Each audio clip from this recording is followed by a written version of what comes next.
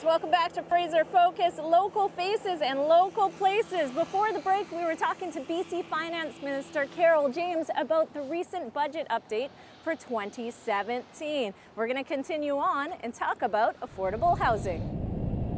One of the bigger things is the real estate. If there was one issue that probably is one of the top of mind issues for people, it really is the lack of affordable housing, the lack of rental housing, the inability for families to be able to buy housing, to people who are living on the street who don't have housing.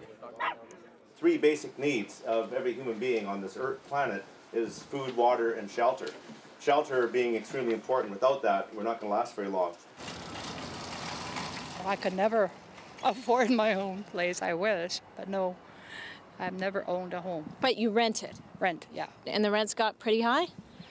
I would say so, but if you're living on a disability pension, which people with disabilities usually do, and the allotted shelter allowance that they provide is only $375 a month. People that are facing challenges, not only finding housing that's affordable. When you're starting to talk about affordable, you also have to keep in mind, safe and secure housing. Right. It's harder to find that stock. I've been on the street for 23 years. We used to live on the sidewalk too. Sidewalk, eh? You don't get this living there.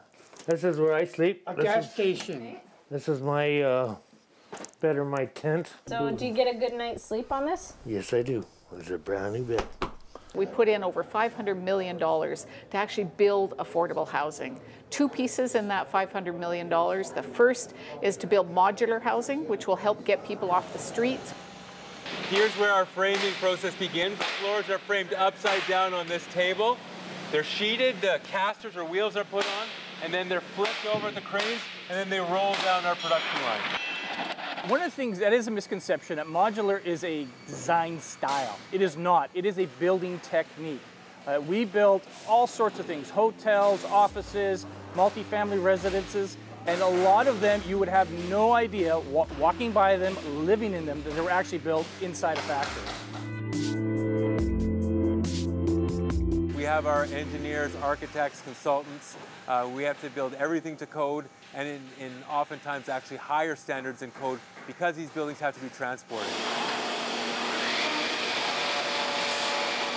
When we build in a factory situation, you're able to keep consistency. Right. So that's the key for us, is consistency in order to keep our quality up. You can do that in an environment like this where you control the weather. When you're outside, you don't control the weather. So the walls are being framed over here on these tables, and then they'll use the cranes to bring them over and drop them into place and to set them into position. When you're looking at the amount of homes that are needed, and especially affordable homes in this province, and the amount of speed that really we need them, there's really only one solution, that's off-site construction. And so for us, we're excited to be able to be part of that. If you look here, you're seeing a number of things being happening right now. We'll put around 1 to 2 modules a day out of this factory, which is fairly significant when it comes to trying to cover off 2,000 units for the province of British Columbia.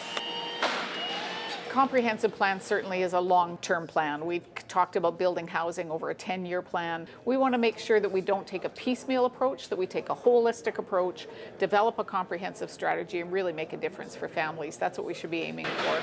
The NDP is planning to release its first full budget in February of 2018. We'll be right back here on Fraser Focus in a moment.